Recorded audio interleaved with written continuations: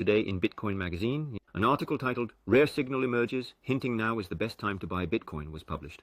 As many of you already know, rather than focusing on macroeconomic factors that influence Bitcoin, I place strong emphasis on on-chain data within the Bitcoin ecosystem itself. Last December, on December 24th, around Christmas Day, when Bitcoin magazine reported that miners were holding onto their coins unusually tightly, which is an unusual signal, I posted about it on our community page. From that point on, a long-term downtrend began. Then just a month or two ago, I posted that the proportion of Bitcoin whales was increasing. After that, though it is partly due to Ethereum's upgrade, still there was some recovery. Now this data here is a different on-chain data. So what I want to say to you guys, and this goes without saying, is that when it comes to investing, the decision is yours to make. The responsibility is yours. Think of this as learning. Now what exactly is hash rate? Miners run their machines, generating random numbers called nonces. But it's not just about generating them randomly. They first receive transaction data from nodes, then hash that data, combine it with a nonce to produce a value. Now the target value needs to start with 20, or even 25 zeros. But most of the time, the result doesn't meet that condition. So mining pools set a threshold, telling miners to only submit shares above a certain value, and then reward miners accordingly. So as those hash values keep getting transferred, it seems that it's possible to gather data on how many hashes are being generated and at what rate. We're talking terahashes per second here, massive amounts of computation. Most of those attempts, almost all of them, fail to meet the target. But on average, one valid block is successfully mined every 10 minutes. But hash rate is fundamentally tied to electricity costs, so it's heavily influenced by the price of Bitcoin. When the price of Bitcoin rises, more miners will send in more hashes, meaning they'll power on more mining machines. Conversely, when the price drops, they'll start shutting them down, because they're unable to bear the costs. So in the long run, hash rate goes up. Why is that? Part of it is due to the long-term increase in Bitcoin's price, but it's also because technology improves. Computers will continue to evolve, allowing machines to generate and send more hash data using the same amount of electricity. So over time, it trends upward. But in the short term, according to Bitcoin's price fluctuations, miners turn their machines on and off accordingly. Now, how do we know they're reacting sensitively? Bitcoin and Bitcoin Cash have dramatically different hash rates. They're not even comparable. But if you take that hash rate and divide the price of Bitcoin and Bitcoin Cash by their respective hash rates, you get the profit per terahash. That is what a miner expects to earn for every hash submitted. It's the same. What does that tell us? It means that while they're mining Bitcoin, and Bitcoin Cash prices go up, they're switching over to mining Bitcoin Cash. Likewise, if they're mining Bitcoin Cash and Bitcoin prices go up, they'll switch back until when? Until the profits per hash are roughly equal. Miners aren't Bitcoin loyalists, nor are they advocates for Bitcoin Cash. They're just highly sensitive to profit margins. That can be understood indirectly, so based on that premise, we calculate what's called a moving average of the hash rate. Hash rate fluctuates with time, and even by the day of the week, but when you average it out, you get a smoother, more readable trend. There is a 30-day moving average and a 60-day moving average. The 60-day moving average is the baseline. The 30-day moving average likely represents how miners are reacting in real time.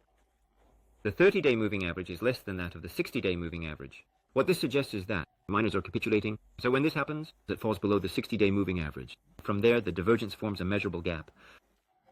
But at a certain point, the 30-day moving average crosses above the 60-day average line. That signals that miners are turning their machines back on. It seems to form something like a ribbon shape. Charles Edwards first identified the hash ribbon indicator and released it in 2019. Looking back at Bitcoin's history before that, this pattern occurred 9 times. Out of those 9, 8 times Bitcoin's price went up afterward. It didn't fall any further. The price never went any lower, with just one exception, and that was the breakout of the COVID pandemic in 2020. During COVID, prices dropped even further. In the winter of 2019, the hash rate ribbon formed again. People thought, this must be the bottom. This is the lowest it'll go. However, those who bought in then experienced a major drop and realized that it wasn't the true bottom after all. With the outbreak of COVID, of course, the price did recover within a couple months. It bounced back quickly. Within a week, prices had recovered. However, in the long term, it stabilized within a few months. This is what's known as the hash ribbon indicator. Statistically, the hash rate ribbon has shown a strong historical correlation with price, which is to say, once miners shut off and then turn their machines back on, the price does not go any lower. Why this pattern holds? Honestly, I don't know for sure. It could simply be a coincidence. It's something we should continue to think about. But for the moment, logically, miners react to price. We shouldn't assume that miners are the ones influencing the price. If miners do impact price, it's usually in a negative way, because they're consuming electricity. Like last December, when miners didn't sell their Bitcoin but collected them. Oh, that's not good, because eventually they dump it all at once, and that leads to a price crash. So ideally, miners should keep selling steadily at market price. If they sell gradually at current levels, though they may hold back a portion, their overall behavior acts as a dependent variable of price. In many ways, miners have far more skin in the game than we do. Their stake is much higher. Now, in proof of work, POW, we don't call it a stake, but in proof of stake, POS, that's exactly the term used. So miners, in a way, have more at stake than most of us do. They make decisions with much deliberation. So when you turn that into an index, you get a surprisingly good indicator, an index. As you've probably heard from people who invest using indexes, you should never rely on it completely. There is a risk, because I could be wrong, but at the very least, it's a good learning opportunity. It helps you understand what hash rate really is. In articles, you'll just see terms like hash rate ribbon or hash ribbon. So I wanted to take some time to break it down and explain what that really is. When the 60-day average of miners turning machines on and off falls below the 30-day average, that marks the beginning of a decline. But eventually it does recover. When the 30-day moving average crosses back above the 60-day moving average, that crossover is what they call the bottom. It signals that prices does not fall further. Now, it's not guaranteed, but statistically, that's how it's played out in past history. But what's exciting now is that this hash ribbon happened just last week, meaning miners have started powering their machines back on since last week. There's this concept called the hash ribbon, and it just formed again last week. So miners are cautiously turning their machines back on, which suggests it's become profitable again. In other words, all the weak hands are already gone. I've observed 2 Bitcoin halving cycles now. After a halving, the price doesn't rise right away. Miners anticipate a rally, and they try to hold on.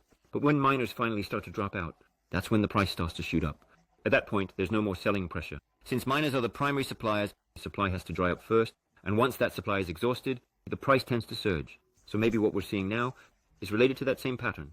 Anyway, I encourage you all to read the article for yourselves. It's published in Bitcoin Magazine, everyone. Now you'll know, this is what the hash ribbon means. And from there, you can begin analyzing the hash ribbon and why this pattern keeps appearing. If you've come up with your own theories, please share them in the comments.